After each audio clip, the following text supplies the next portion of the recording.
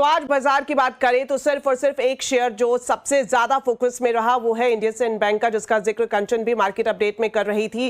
इस बैंक के शेयर में 27% की गिरावट आई है, जो कि अब तक की सबसे बड़ी इंट्राडे गिरावट है। क्या ऐसा हुआ जिसकी वजह से यह धड़ाम होता हुआ दिखाई दिया स्टॉक? इस पर डिटेल्स लेते हैं यतिन से। तो यतिन, बताएं क्या वजह रही जिसके चलते हमने देखा इंडसइंड बैंक का शेयर 27% टूटा?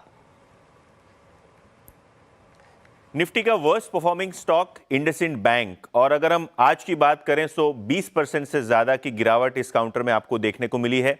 सबसे मजे की बात यह है कि 5 साल की सबसे बड़ी गिरावट कॉर्पोरेट अनाउंसमेंट्स के आते हुए यहां आपको देखने को मिल रही है।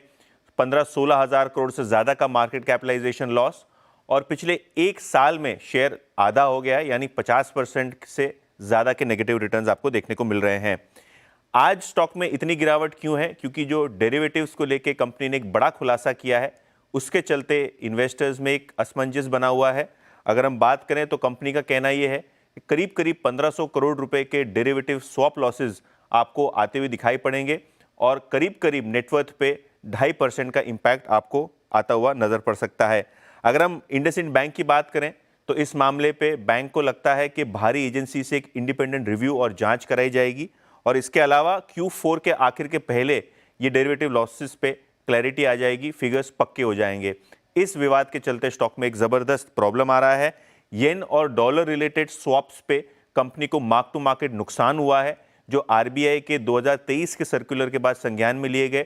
सितंबर 2024 से कंपनी ने इस पे खोजबीन चालू की, जिसके बाद अब इनको जाके पता चला है कि 1500 करोड़ से ज्यादा के लॉसेज आपको देखने को मिल सकते हैं। हालांकि ये MTM लॉसेज दर्ज नहीं हुए, जिससे आगे जाके प्रॉफिट लॉस और नेट इंटरेस्ट मार्जिन्स पे आपको इंपैक्ट आता हुआ नजर पड़ सकता है।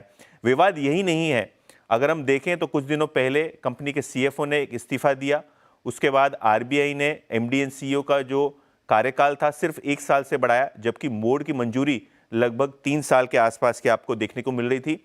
ओवर एंड अबव फंडामेंटली अगर हम बात करें तो जो माइक्रो फाइनेंस बुक के लॉसेज हैं ये भी बढ़ते हुए आपको नजर पड़ रहे हैं। अगर हम इंडसइंड बैंक की बात करें तो एक हफ्ते में शेयर लगभग 30% लुढ़क गया है, और अगर हम 1 साल की बात करें तो लगभग 54% आपको इस शेयर में गिरावट देखने को मिल रही है।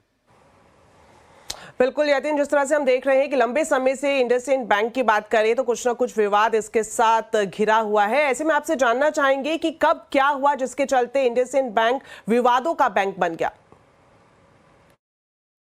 इंडसइंड बैंक में पिछले 12 महीने में बहुत सारे इवेंट हुए, जिसके कारण स्टॉक में इतनी जबरदस्त गिरावट आपको देखने को मिल रही है। और अगर आप कैलेंडर खंगालें तो मई 2024 की बात करें तो प्रमोटर्स को अपना हिस्सा 26% तक ले जाना था। हालांकि आज तक उनको आरबीआई की फाइनल नॉड नहीं मिली स्टेक बढ़ाने के लिए और कैपिटल इन्फ्यूजन करने के लिए, तो कहीं ना कहीं ये भी एक उम्मीद थी इन्वेस्टर्स को, जो अभी खरी नहीं उतरी है।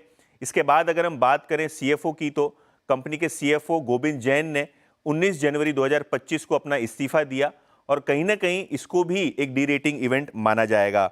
अगर हम बात करें जनवरी एंड की, तो जनवरी एंड में अगर आप देखें तो कंपनी की जो MFI लोन बुक है, यहाँ एक भारी आपको इंपैक्ट आता हुआ दिखाई दिया।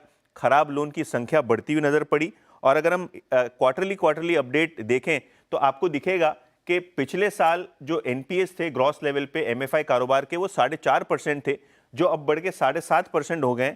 और यही नहीं, कंपनी का मानना यह है आगे जाके भी MFI बुक में थोड़ी बहुत दिक्कतें देखने को मिलेगी, तो यहां एसेट क्वालिटी खराब होगी। अगर हम रीसेंट इवेंट की बात करें 7 मार्च की, तो आरबीआई ने जो CEO साहब हैं, इनका कार्यकाल केवल 1 साल के लिए बढ़ाया, जबकि बोर्ड की अप्रूवल 3 साल के लिए थी। तो यहां भी आपने देखा कि शेयर को एक बड़ा झटका मिला है। और रीसेंट इवेंट है जो मार्क टू मार्केट लॉसेस छिपाने की जो इंपैक्ट है वो भी आपको देखने को मिल रही है। करीब 2.5% नेटवर्थ पे इंपैक्ट होगा। और यही नहीं, कॉर्पोरेट गवर्नेंस के लिहाज से भी अच्छी बात नहीं है, क्योंकि बैंक ने अपने स्वैप्स पे MTM का जो लॉस है वो छिपाया, जिसके कारण आने वाले क्वार्टर्स में भी इसका इंपैक्ट देखने को मिलेगा।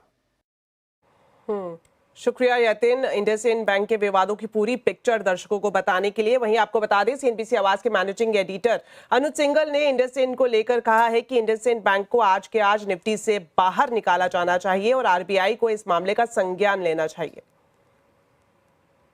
और इसमें भी मैं एक चीज़ बताऊं, कई तो इंडेक्स फंड है जिनको लेना पड़ता है कि भाई इंडेक्स का हिस्सा है, इसके लिए ये स्टॉक अब इंडेक्स से बाहर होगा। अब इस स्टॉक का इंडेक्स में होने का कोई मतलब नहीं है। इनफैक्ट मैं तो चाहूँगा कि मैं तो ये अपील करूँगा सेबी से कि आज की आज जैसे इंडेक्स से बाहर करें। वेट करने की भी ज़रूरत नहीं है। क्यों वेट करना है? बाई मतलब वो एक्सचेंजेस को क्यों वेट करना है? बाई एनुअल रिव्यू का क्या मतलब है?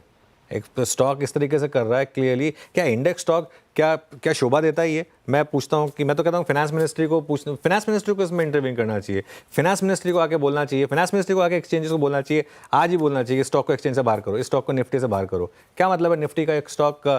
क्या ये अच्छी हेडलाइन जाएगी? किसी भी ग्लोबल वायर में एक हेडलाइन जाएगी क्या कि इंडिया के एक इंडेक्स स्टॉक में एक ही दिन में 30% की गिरावट आई क्योंकि वहाँ पर एक रिस्क है कि एक किसी तरीके का फ्रॉड हुआ है? ये क्या एक उस तरीके की हेडलाइन जाएगी इस तरीके से? बिल्कुल इस स्टॉक को निफ्टी में क्यों होना चाहिए? मैं कहता हूँ आज की आज आरबीआई को चाहिए, आरबीआई ने किया पहले ऐसे, आज की आज आरबीआई को चाहिए अपना एक नॉमिनी बिठाएं बोर्ड पर। आज की आज आरबीआई को अपना एक नॉमिनी बिठाना चाहिए बोर्ड पर। आरबीआई को कहना चाहिए मुझे नहीं पता तुम्हारे साथ क्या हो रहा है, क्या किया हुआ है, मुझे कोई ट्रस्ट नहीं है। आरबीआई को बात बोलनी चाहिए।